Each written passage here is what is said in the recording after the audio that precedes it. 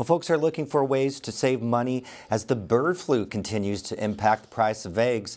In some cases, buying fresh eggs can be cheaper than going to the grocery. That's prompted some Hoosiers to consider getting their own chickens. As Clayton Baumgarth reports, there are a lot of things to consider before committing to a backyard flock. Among them is that it'll take a while to recoup your investment if you do. Nikki Gessler considers the 13-acre plot she and her husband own near Gosport a homesteader's dream. Every day is a busy one and involves feeding cows, goats, ducks, chickens, dogs, a cat, and pigs, including the little piglet named Guappo. I get up early and I milk my goat. I have a piglet that I'm taking care of too because he had some trouble with his litter mates.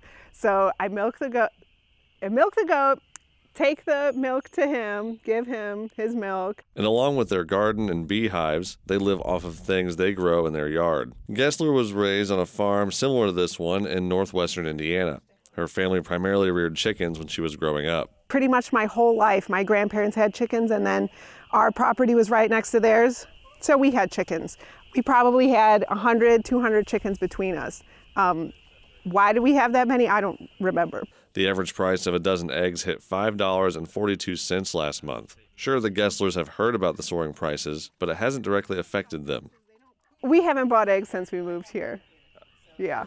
And in fact, right now, even it being early March, which is the hungry times, if the grocery stores close, we'd be fine. And as Gessler says, with a little research and some area to put them, anyone can take on their own flock. Learn it all. There's not much to learn. They're pretty easy. They're kind of the cats of the livestock. They can take care of themselves pretty well. The Purdue Extension says there are other benefits as well, like the peace of mind of knowing exactly where your food is coming from. You may have kids, and so this gives them a pet beyond a cat and a dog that they can interact with. They have some responsibilities for caring for those birds, collecting those eggs. So there are some other things like that that can be a benefit that we can't quantify from an economic perspective. But getting to the point the Gesslers are at now with their flock takes time and money. You have to invest money to build a coop, purchase chickens, and buy feed. It's a lot of upfront costs, and it'll take a while for egg production to offset that investment. It's very feasible. It is going to take some work. It's not something you can just go out, buy some birds, and tomorrow you have eggs in the house. Then you need to consider local laws and ordinances. In Bloomington, anyone who wants to own chickens within the city limits needs a permit from the city's Animal Care and Control Department. Under law, owners must provide a shelter for the chickens and some sort of enclosure to keep them on the property. People also can't have more than 5 birds. There are also laws to consider at the state level if you want to sell your eggs. You would need to contact the Indiana State Egg Board and ask them about what is the appropriate license that you would need to secure.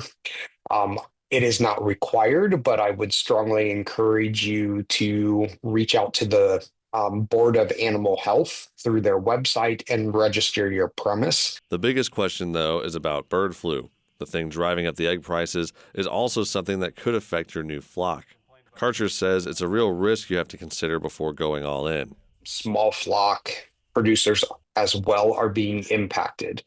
In fact, if you look at some of the numbers, I could argue that the small flock producers are probably impacted as much, if not a little bit more. In fact, bird flu has made buying chicks a challenge. This time of year, you can usually find them at a variety of farm supply and hardware stores. But Bloomington Hardware sold out of its first batch of chicks within a week, and now the store is waiting for its next shipment to arrive. Karcher says there are delays getting chicks to the market because some hatcheries exist in bird flu containment zones and require extra testing before they can be sold. We've had some hatcheries that have just made the decision at this point that they are going to wait until the containment zone has been lifted.